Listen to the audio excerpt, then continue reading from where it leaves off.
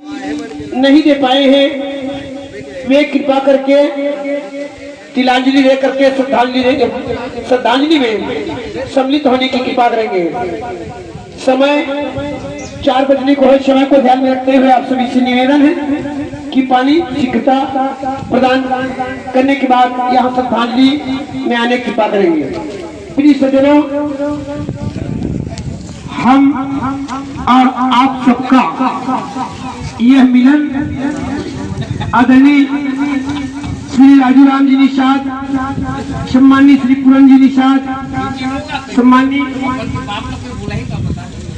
सम्मानीय श्री डोमन जी निषाद, भुवनेश्वर निषाद, श्री भागवत राम जी निषाद, अजय निषाद जी, साहिल कुमार जी, फनेश निषाद जी एवं भारत निषाद जी, नारद निषाद जी, भास्कर निषाद जी, शरद निषाद जी एवं समस्त निषाद परिवार, आदरणीय बहना श्रीमती उमा बाई निषाद, जामुन निषाद, हेमी निषाद, विवेका निषाद, सुनीति निषाद, सुरुचि निषाद एवं पूज्य आदरणीय इस परिवार के अब जो स्तंभ है वह है आदरणीय श्री घनाराम जी निषाद, समस्त शोकाकुल परिवार एवं निर्वाण भजन मंडली ग्राम करगा एवं मैं अपनी ओर से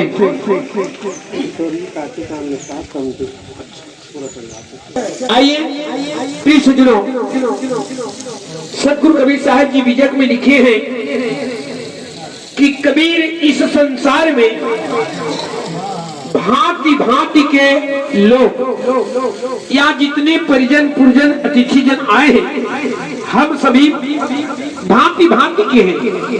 ये सदगुरु कबीर साहब जी बीजक में लिखते हैं कबीर इस संसार में भांति भांति के लोग हिलिए मिलिए प्रेम से नदी नाव संजो।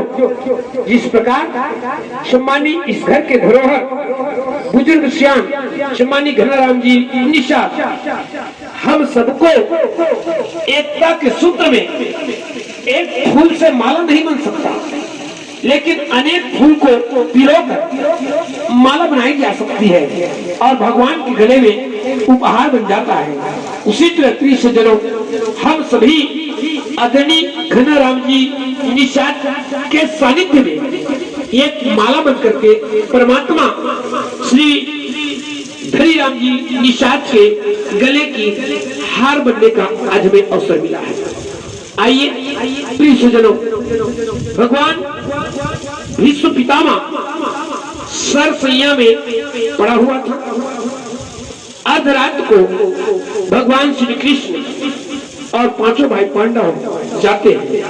बोल कृष्ण भगवान की जय। तो भीष्म पितामह को धर्मराज ने पूछा, पितामह आप सरसैया में सोए हैं और न जाने कब आप प्राण को त्याग दें, इसलिए मुझे धर्म की परिभाषा बताइए। इस संसार में धर्म क्या है और कर्म क्या है, क्योंकि धर्म कर्म के बिना ये जीव यूं ही चला जाता है भटकते हुए, इसलिए धर्म की परिभाषा बताइए। तो भीष्म पितामह ने कहा, बेटा धर्मराज, जिस दिन तेरे पिताजी ने तेरी मां को ब्याहन करके लाई और गृह लक्ष्मी के रूप में घर में जीवन निर्वहन किया, तो पिता ने कर्म किया, मां ने धरती की रूप धारण की। वो धरती मैया की जय।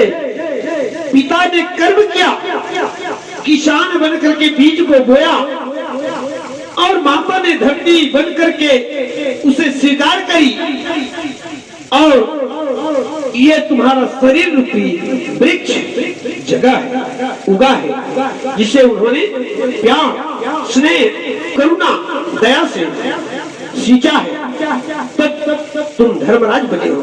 तो बेटा, इस संसार में कर्म यह है कि जिस दिन पिता की अंतिम यात्रा हो, जिस दिन पिता को कंधे देकर के शमशान घाट तक के ले जाओगे और मुखाग्नि का समय आएगा, उस समय 5 मुट्ठी मिट्टी पिता के शरीर में अवश्य रख देना, क्योंकि ये शरीर पिता की है, ये मिट्टी का शरीर पिता का देन है, यही तुम्हारा कर्म है। वह पितामह भगवान की जय। और धर्म के बारे में पितामह धर्म क्या है, तो धर्म के बारे में पितामह ने कहा कि बेटा, जिस दिन तू तेरी माँ के गर्भ से बाहर आया, उस दिन तू जब माँ तुझे जनी, उस दिन तू उल्टा जन्म लिया और सिर के भार पहली गिरे, पिंड तुम्हारी पड़े थे, तो जैसे तेरी आंखें खुली, उस समय तेरी माँ के सिवा कोई नहीं थी संसार में। बोल अपने अपने माता पिता की जय। जिस दिन तेरी माँ ने तुझे जनी, उस दिन तेरे माँ तेरे सन्मुख थी, इसलिए धर्म यह कहता है कि जिस दिन माँ की आंखें बंद होगी, उस वक्त तुम अवश्य माँ के सामने रहना, क्योंकि तू आया तो माँ तेरे सामने थी, और जब जाने की बारी आई तो तू उसके समक्ष होना, यही तुम्हारी कर्म है। और कर्म प्रधान विश्व राखा, जो जस करता सुपत चाखा, यही तुमको महान बनाएगा, ऐसा पितामह ने बताया। प्रिय सज्जनों, आप सब ने इस अकिंचन का वाणी को सुना और बड़े ही धैर्यपूर्वक सुना। आइए, अब जिस कार्य के लिए हम यहाँ आए हैं, जलांजलि अभी भी चल रहा है, फिर भी